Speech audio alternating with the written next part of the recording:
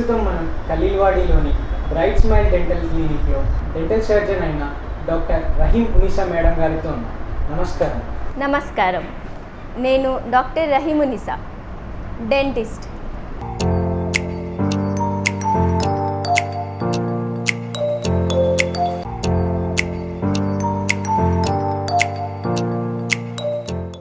ఇదివరకు నేను చెప్పాను కదా, same food habits, chocolates, chips, refined foods అవి పన్నుకి అతుక్కొని ఉంటాయి.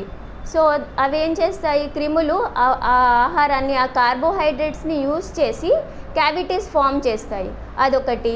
సెకండ్ థింగ్ అంటే కొంచెం పెద్ద పిల్లలకి కొన్ని పాల పళ్ళు ఉంటాయి, కొన్ని పర్మనెంట్ పళ్ళు ఉంటాయి, కొన్ని పళ్ళు కదులుతూ ఉంటాయి, దానివల్ల నొప్పి ఉంటుంది. సో బ్రషింగ్ కరెక్ట్గా అవ్వక కూడా పుప్పి పళ్ళు వస్తాయి. ఇంకా చిన్నపిల్లలు పాలు బాటిల్ ఉంటుంది కదా, అలాగే నోట్లో పెట్టుకొని పడుకుంటారు. సో దానిలో ఉండే స్వీట్నట్స్ కూడా ఆ క్రిములు తీసుకొని క్యావిటీస్ ఫామ్ చేస్తాయి. సో పిల్లలలో అతి జాగ్రత్త తీసుకోవాలి. ఇవి పాల పళ్ళే కదా, ఊడిపోతాయి కదా, మళ్ళీ కొత్త పళ్ళు వస్తాయి కదా అని మనం ఎక్కువ కేర్ తీసుకోము. కానీ పెద్దవాళ్ళకి పళ్ళు ఎంత ఇంపార్టెంటో చిన్నపిల్లలకి కూడా ఇంపార్టెంట్. ఎందుకంటే వాళ్ళు పెరిగే వయస్సు కదా. సో ఆహారం మంచి తీసుకోవాలంటే ఏవి నొప్పులు, నోట్లో అల్సర్స్ కానీ పుప్పి పళ్ళు కానీ ఉండకూడదు.